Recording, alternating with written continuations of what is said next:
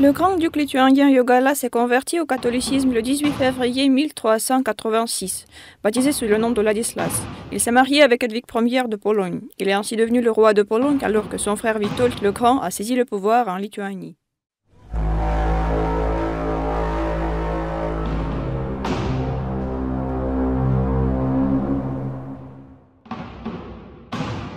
L'ordre teutonique dirigé par le grand maître Ulrich von Jugengen convoitait les terres de la Samogiti que Witold et Jogaila leur avaient promis.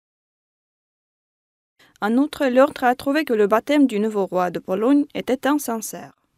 Le conflit d'intérêts des trois États a éteint le point culminant. La guerre se déclenche après l'insurrection à Samogiti.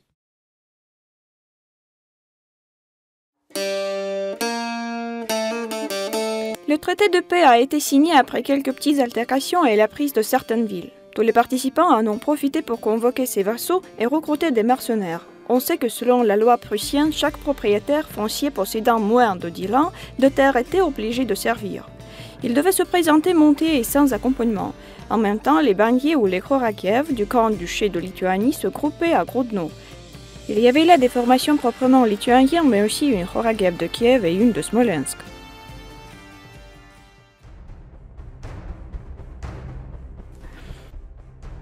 La Khoragiev est une formation militaire féodale assemblée à partir d'un territoire donné. Un féodal noble était à la tête de ce détachement. La bannière de celui-là était le symbole de tout le détachement. Sa perte était une grande honte. Cette bannière, donc la Khoragiev même, était portée par un porte-bannière.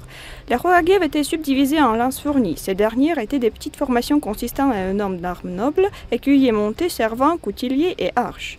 La taille des Khoragiev, tout comme des lances fournies, pouvait se varier. La Khoragiev, la plus petite sur le champ de bataille de Grunwald, comptait 60 personnes alors que la plus grande, 2000 à peu près. Outre la convocation des vassaux, les mercenaires étaient également recrutés. La source historique Zoldbuch, le livre des soldes teutoniques, nous parle de 9 détachements de mercenaires. Les routes de Nikelkotievitch, 1138 de guerriers.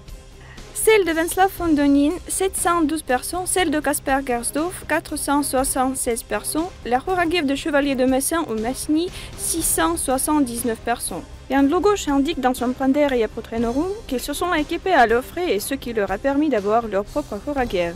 Les autres 5 routes étaient moins importantes en la matière du nombre de guerriers et constituaient 616 personnes en ensemble. Les Mesniens combattaient sous leur bannière tandis que les autres mercenaires étaient destinés à renforcer les autres Khoragiev teutoniques.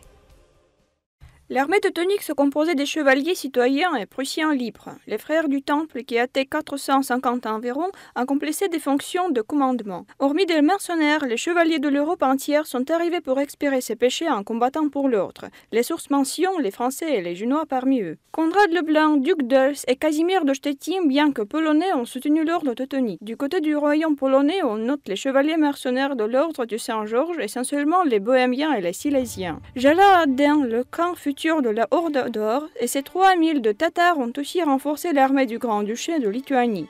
Les Khoragiev de Kiev et de Smolensk, que nous avons déjà mentionnés, faisaient partie des forces lituaniennes. En définitive, les forces des Teutoniques comptaient 11 000 de Teutoniques et 16 000 d'alliés lituaniens et polonais. Les armées se sont rencontrées au bord de la rivière nommée Drevens et se sont mises en marche vers les sources pour trouver un lieu convenable pour la bataille. C'était une plaine entre les villages Grunwald et Tannenberg, près du lac Lebain, dont découlait la rivière Velike-Strömen avec les côtés humides.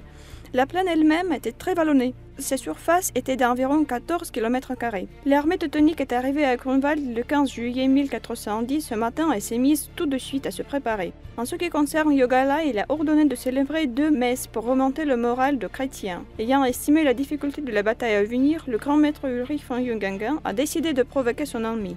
Il a envoyé son héros avec 2 épées à Jogaila et Witold en insinuant leur lâcheté.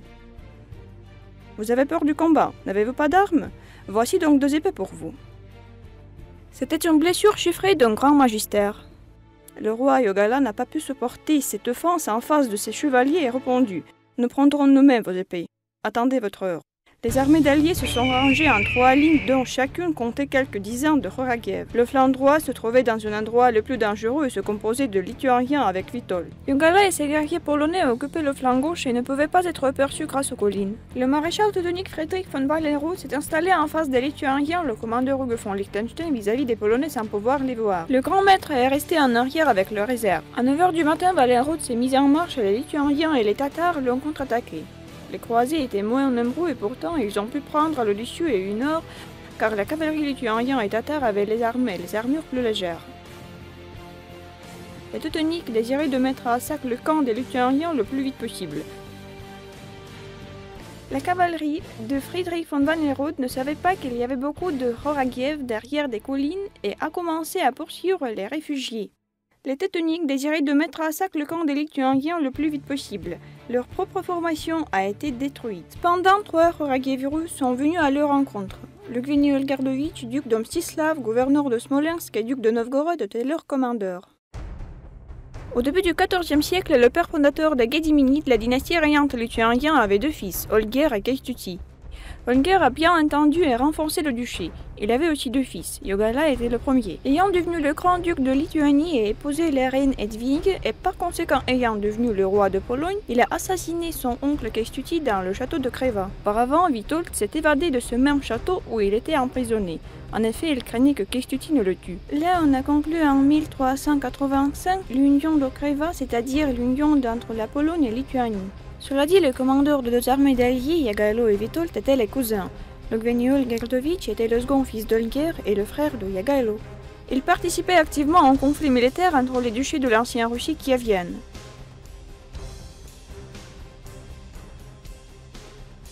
D'abord, il est devenu le duc de Novgorod, puis Jogaila lui a octroyé Mstislav. Il combattait contre les Hanses et contre Ryazan.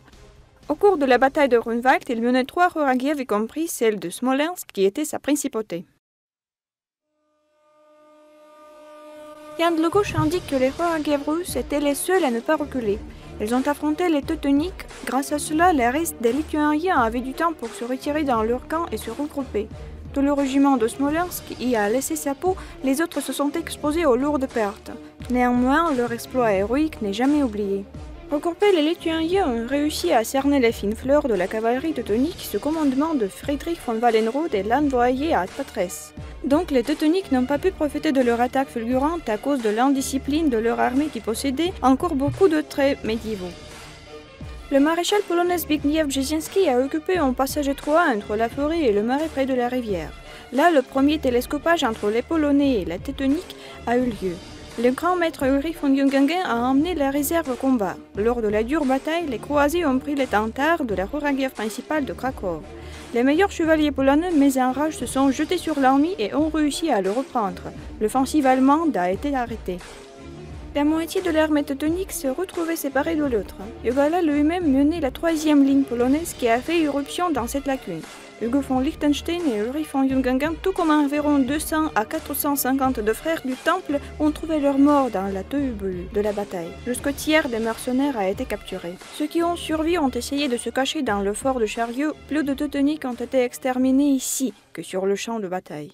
La bataille s'est terminée. L'ordre teutonique ne s'est jamais remis de cet écrasement. Les Alliés ont assiégé leur capitale Marienburg, mais n'ont pas réussi à le reprendre après une bataille épuisante. La paix de Thorn a été signée en 1411. Les croisés ont cédé une partie de leur territoire à la Pologne et ont payé une immense contribution. La Pologne a bientôt emporté décisivement sur l'ordre teutonique et l'a satellisé en le rendant son vassal. De plus, l'alliance des Lituaniens et des Polonais est devenue la force militaire la plus importante en Europe de l'Est. Likez cette vidéo si vous l'avez trouvée intéressante et éducative. Vous êtes sur la chaîne historique Histo. Restez avec nous. Рыцараў крыжацкіх, што пасеклі ў бітве, рыцараў крыжацкіх, меўся ордэн усю Літву, з Польшчай зруйнаваць,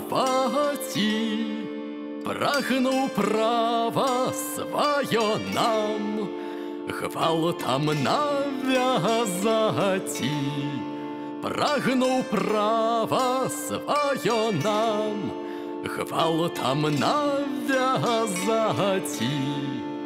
Таму варта хутка на вайну збірацца, каб на прускіх землях з ворагам спаткацца, каб на прускіх землях з ворогам споткаться.